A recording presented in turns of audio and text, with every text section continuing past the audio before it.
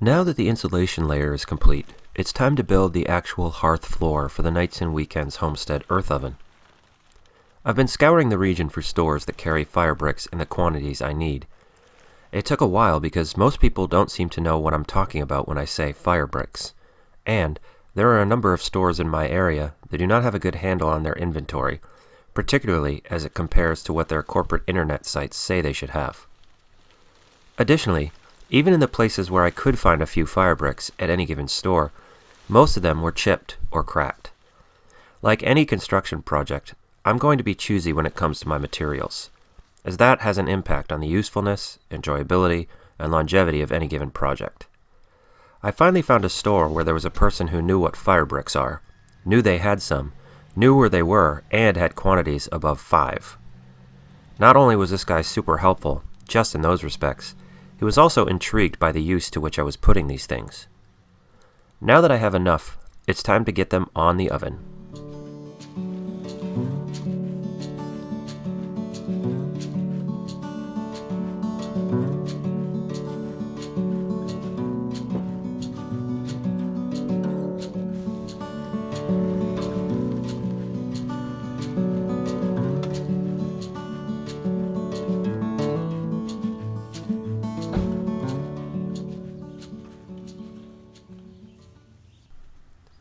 It turns out I'm going to be handling these bricks quite a bit before they're supporting a baking pizza.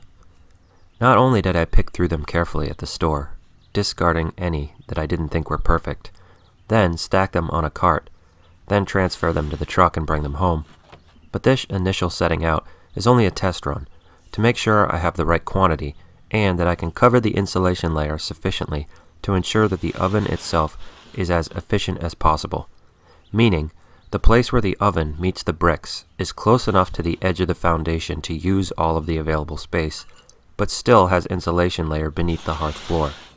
So no heat is escaping down through the random spot where I've put the hearth out past the insulation layer. Once I'm done setting them out, and I'm satisfied that I've done all that, I have to take them back off and lay down a thin layer of sand for them to set in.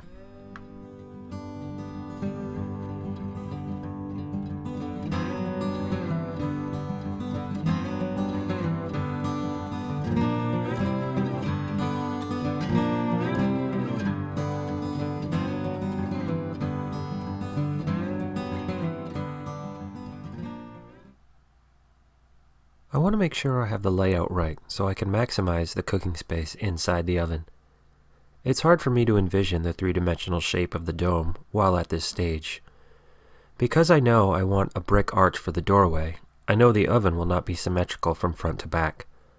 I'm also thinking about the layout of a future outdoor dining area alongside the oven, complete with picnic tables, stone patio floor, and a roof atop a timber-framed arbor.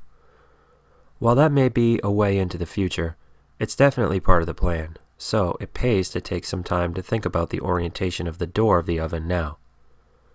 I also want to have a nice stone extension of the hearth floor, one where I can rest a pizza or loaf of bread on a peel waiting to enter the oven. I have plenty of flat stones around here. The trick is going to be finding the perfect specimen and ensuring it's fitted properly to utilize its natural contours. Since I'm going to be dismantling a partially completed stone wall around one of our fire pits, I know just where to look for the right stone.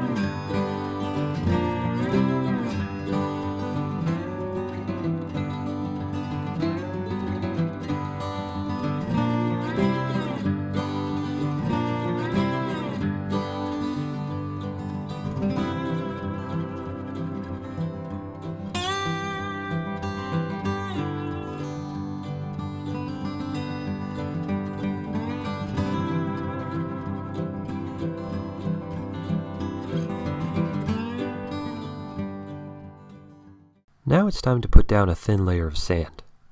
The only function of this layer is to provide a leveling agent that will also provide a seating base for the firebricks, which will allow them to rest in the same plane and alongside one another with no gaps and little movement.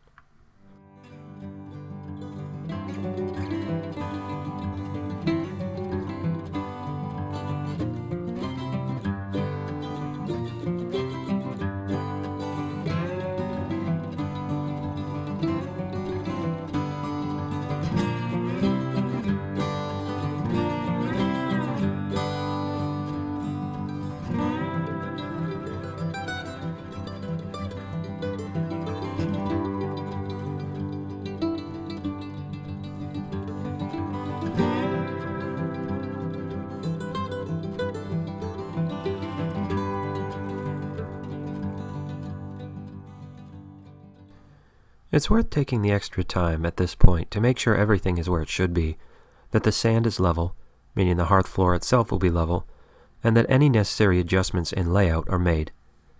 This is the last opportunity for the hearth floor layout to be changed. Soon, there will be several 100 pounds of sand and earth and clay atop this foundation.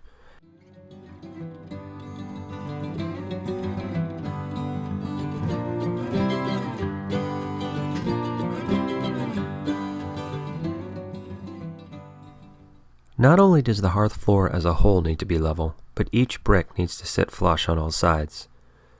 Actually, this may be more important.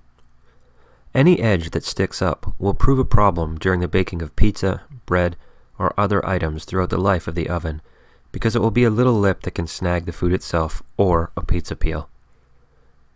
Since these stones are dry fitted, it should, in theory, be possible to remove, replace, or reseat bricks.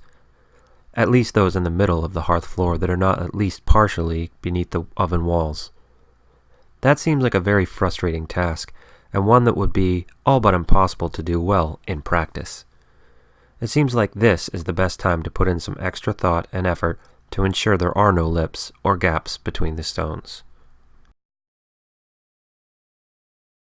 In order to set these fire bricks in place, I'm going to be following the recommendation in Denzer's book, Build Your Own Earth Oven. This includes laying one brick alongside one that is already in place, so the edges touch, and then lowering it so those touching edges remain in contact until the brick is seated. In the book, this is referred to as kissing the edge. It's harder than I thought it was going to be, but I got the hang of it after a few tries. The mallet allows me to encourage any bricks with proud edges to seat themselves down into the sand below until they sit flush with their neighbors.